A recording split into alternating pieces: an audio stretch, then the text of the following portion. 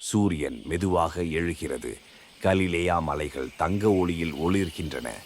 கானாவூர் ஒரு அமைதியான சிறிய கிராமம். கல் வீடுகள், புல் கூரைகள், மரங்களின் நிழல். இன்று இங்கே ஒரு மகிழ்ச்சி நாள். ஒரு கல்யாணம் நடக்கிறது. ஆனால் யாருக்கும் தெரியாது அந்த நாளில் தேவனின் மகிமை வெளிப்படப் போகிறது என்று. இயேசுவின் தாய் மரியா அந்த திருமணத்தில் விருந்தினராகி இருக்கிறார். பெண்கள் சமையல் செய்கிறார்கள். ஆண்கள் விருந்தினர்களை வரவேற்கிறார்கள். இயேசுவின் தாய் மரியா வந்துவிட்டார். அனைவரும் மரியாதையுடன் வரவேற்கிறார்கள்.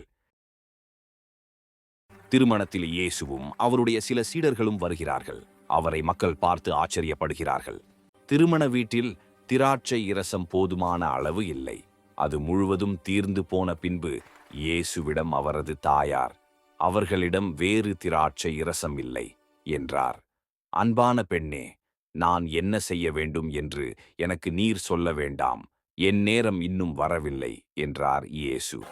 இயேசு என்ன சொல்கிறாரோ அதன்படி நீங்கள் செய்யுங்கள் என்று இயேசுவின் தாயார் வேலையாட்களிடம் சொன்னார். இயேசு வேலைக்காரர்களை பார்த்து, அந்த தொட்டிகளில் தண்ணீரை நிரப்புங்கள் என்று கூறினார்.